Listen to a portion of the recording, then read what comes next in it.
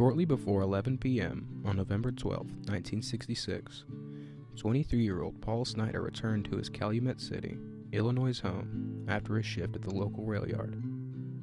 That evening, Paul had driven home from work a little faster than usual. During his shift, which had started at 3 p.m., he had placed several calls home in an attempt to contact his wife, 18-year-old Karen Snyder, but to no avail. Furthering his concern, Paul's parents, Frank and Elizabeth Snyder, who lived just a few houses away, had knocked on the front door around 8 p.m. and received no answer. Karen and Paul had been married for a little over a year. 2.5 months earlier, Karen had given birth to the couple's first child, a daughter named Paula. While Paul worked afternoons and evenings for the railroad, Karen stayed home to care for their child. When Paul arrived at the couple's Wilson Street home that night, he immediately noticed the home's blinds were shut and the front porch light was off. This struck him as unusual, as Karen never failed to leave the porch light on for Paul when he was due to arrive home after dark. Paul entered through the home's unlocked front door. Inside, he found Paula fast asleep in her portable playpen in front of the living room television. A TV guide open to that evening's lineup sat atop. Relieved to find his daughter unharmed, he quickly turned his attention to Karen. As Paul began to ascend the stairs leading to the upper level of the home where the master bedroom was located, he attempted to turn on the overhead light. However, when he hit the switch, the light didn't come on. Upstairs, Paul made his way to the couple's bedroom. He turned on the lamp, and as the room flooded with light, Paul was met with a horrific scene. The room was in shambles.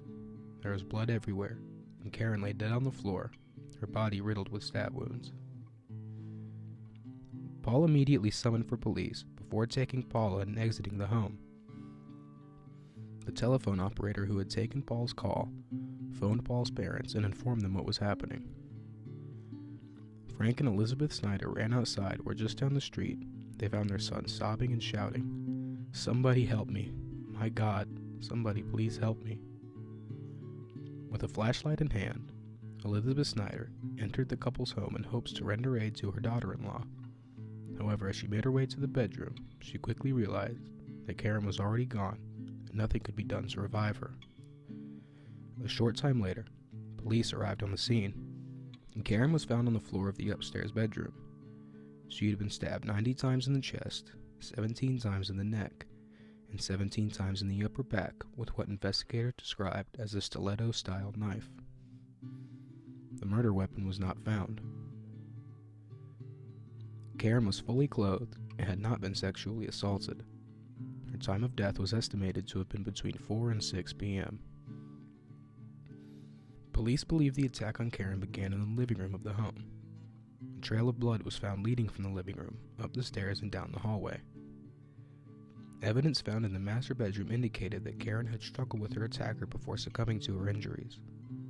The wooden fretboard of the bed was splintered, the foam was ripped from the wall, and trails of blood lined the room's walls and floor. A bizarre piece of evidence was found in the room as well, a light bulb, later determined to be one that had been unscrewed from a light fixture about the stairs, was covered in blood on the bedroom floor. In a downstairs bedroom, investigators discovered a pile of bloody laundry in the bathtub, 2 pairs of slacks, a washcloth, and a sheet. It is believed that Karen's attacker used the items in an attempt to clean the blood from their hands and clothing. A broken window was discovered in the basement of the home, along with a trail of blood leading from the window to the home's front door. Investigators also discovered several jimmy marks near the lock on the back door of the home. It was concluded, however, that the gouge marks were purely superficial. Missing from the home was Karen's blue leather wallet that, according to Paul, contained around $50 in cash. The only other item that appeared to have been taken was rather unusual. The Snyders had a pair of matching table lamps that were of little value in their living room, and Karen's killer had taken one of them. Police questioned Karen's family, friends, and neighbors.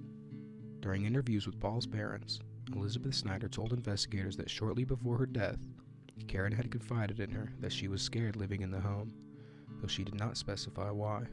Karen told Elizabeth she wanted to return home to Cedar Lake, Indiana, where her parents lived. Investigators also interviewed John and Rosalie Linda Barker, an elderly couple who were neighbors with Karen and Paul. According to them, their dog Nicky had not barked that evening. Normally he would bark at the drop of a pin. Rosalie assured police that if Nicky had barked, she would have heard it and gotten up to investigate. Paul was initially labeled as a possible suspect in the investigation when detectives concluded that the break-in almost appeared to have been staged. It wasn't until further testing was completed on evidence collected from the scene that Paul was finally cleared. Evidence sent to a Chicago crime lab for testing concluded that 2 types of blood were present at the scene: type O, which belonged to Karen, and type A, which belonged to Karen's killer. Paul was not a match to either.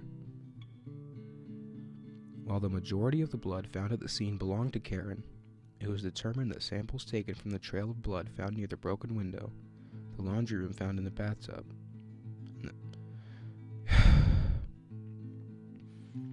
While the majority of the blood found at the scene belonged to Karen, it was determined that samples taken from the trail of blood found near the broken window, the laundry found in the bathtub, and the light bulb found in the bedroom all belonged to Karen's killer. Several more possible suspects were brought in for questioning, including an unnamed 23-year-old local man police labeled as suspect number 1. According to them, on the night of Karen's murder, the man had sought help at a local hospital for a severe cut on his hand that required several stitches. According to the man's medical records, his blood type was the same as Karen's killer.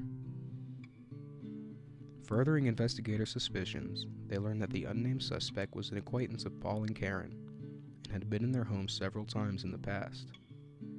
Several witnesses came forward and placed him at 2 local taverns near the Snyder home that evening. When the man's wife was questioned, she confirmed that on the night of the murder, he had come home late, drunk, with his hand stitched up, and with a nasty cut on his forehead. This was not entirely out of the ordinary, however, as her husband was allegedly an alcoholic. The man was questioned, however he denied having any knowledge of Karen's murder.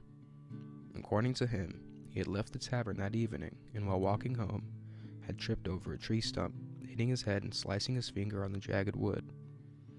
As it continued to bleed, he sought help at the local hospital before returning home late that evening. With no concrete evidence against him, the man was eventually released. Investigators continued to hunt for Karen's killer. However, as leads began to dwindle, the case went cold and, unfortunately, has stayed that way ever since. Karen's mother, June, was interviewed 4 years after her daughter's murder. In the interview, she revealed that on the day of Karen's murder, she had heard her house phone ring around 4 p.m. Probably a wrong number, but it could have been Karen, June softly told the interviewer.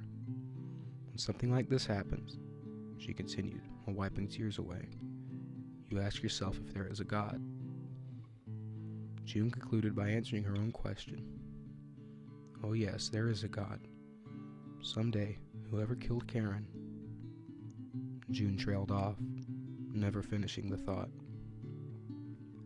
Sadly, both of Karen's parents passed away before they received the answers they so desperately sought.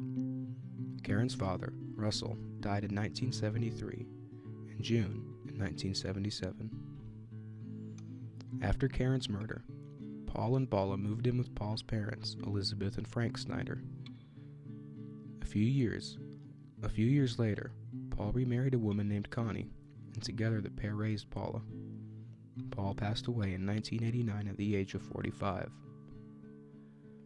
In 2009, Paula, as well as several siblings of Karen's, did an interview with a local newspaper in which they confirmed they are still actively seeking answers about her murder. They remain hopeful that one day Karen's killer will finally be found, and a mystery that has plagued their family for more than 50 years will finally be solved.